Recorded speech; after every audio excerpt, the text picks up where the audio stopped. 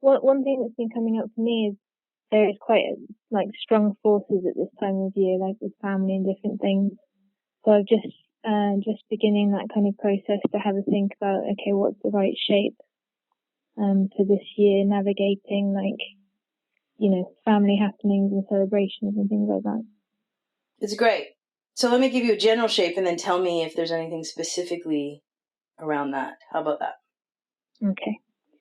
So the first thing we want to do is, and I would love to invite all of you guys to really do consider that, right? There's a lot of events over the next few weeks and months that genuinely require us to be with like family or work people that we may or may not want to be involved with. So the first thing to do is really lay out the desire list. Let's go back to what we did in week 3 and just sort of throw out a brainstorm at first about like ideal holiday shape for you. Ideal, just brainstorm it. Then come through that brainstorm and feel what ones are really, really resonating in your being. And then go through it a third time. If it was really happening, is it an exhale? Like, where's that exhale for you? And then that's the short list. And so this becomes a desire list. Now, some of the things then you can do is go into stillness and consider what the next steps would be to help navigate some of these movements. So, for instance, perhaps you notice that in your desire list, it is to not be spending a lot of time with family, but rather with your people you define as your own family or friends or that kind of thing, right? So if we sit into stillness and we think about what the next steps are to communicate that. And you're going to have to communicate that to some of those family structures, right? And so you're going to have to listen into that. Now, maybe for some of you guys, it means just going for half a day or just going for one day. Or maybe it means not going through the holidays at all, but making plans to see them for a weekend or a day after the holidays, sort of in the new year, something like that. So you're going to have to communicate that, and you're going to have to communicate it with I statements. Now, when we're working, especially with family who tend to have a lot of agendas on us and tend to have massive projections, which, it's not our job to get in there and minimize their projections, right? It's our job to minimize our projections when we're talking and communicating. So it's going to continue on, right? So in that case, I'm always going to recommend that the communication happens in a little bit like an arm's length distance. So something like an email where they can respond or react or project, and generally we'll do it through email so that there's a lot more spaciousness around it versus the in-person aspect. So even if you have very intimate relationships and you talk to these family members daily or weekly, even still I would recommend an email format, because in the kind of projections that happen, it's easy to twist words. And if there's like a written thread to work with it, it helps keep the whole thing very clean and puts it in a much more diplomatic process with the communication. So, because we always want to communicate in a diplomatic or compassionate way. And so that's a great way to do it. A lot of you guys know my general rule for emails is that you write something, but you do not hit send for 24 hours. And this doesn't mean for every email communication. It means for the ones that are a little challenging, I'm not quite sure this is what you want to say, not quite sure how it's going to land.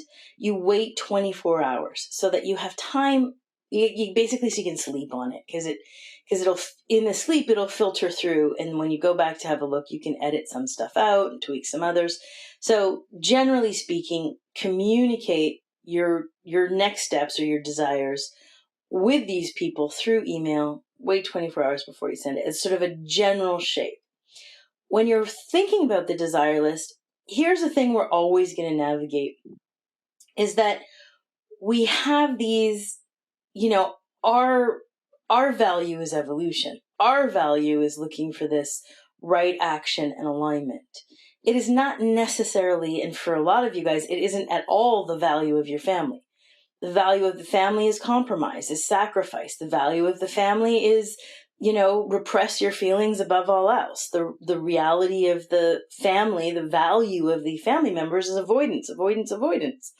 Or, avoid all emotions, stay in the head and just run a role, play roles, so this is the challenges that we all navigate with families, that they don't have the same values as us, which doesn't mean we abandon our values or we abandon ourselves. It means we create boundaries, which essentially means we limit our time with these members who have different values.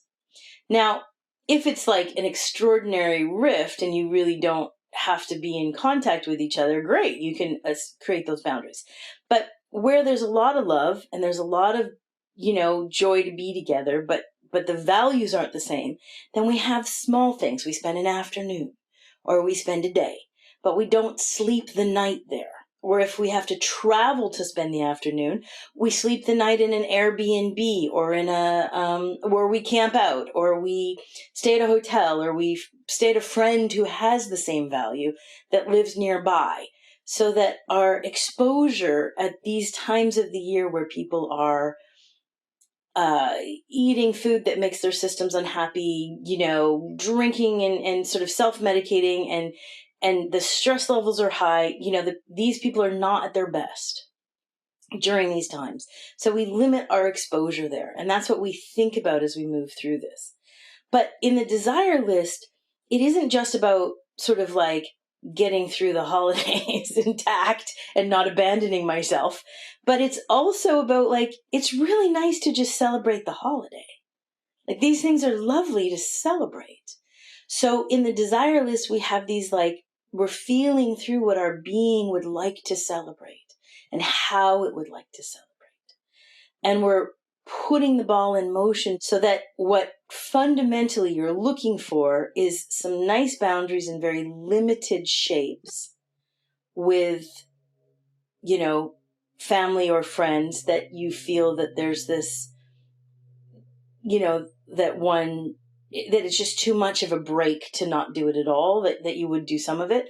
But again, if you have to get on a plane, you don't sleep at their house, you sleep at a hotel, or at a hotel in a little town that you really like close by, or at a campsite, or at a friend's, or at an Airbnb, something that feels lovely and is of the same value and limits the exposure.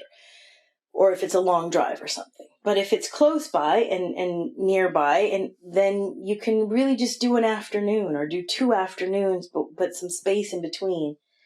And those are the general shapes that you're looking for. And something you want to also put into all of this is spaciousness for yourself. So we want to have nice shaped boundaries around sort of family, for lack of better words, obligations, that if we didn't show up, you would be so offensive and you don't want to put that level of offense in. And so it means that there's some level of obligation that shows up, because this is not the mastery level. We don't have to go there.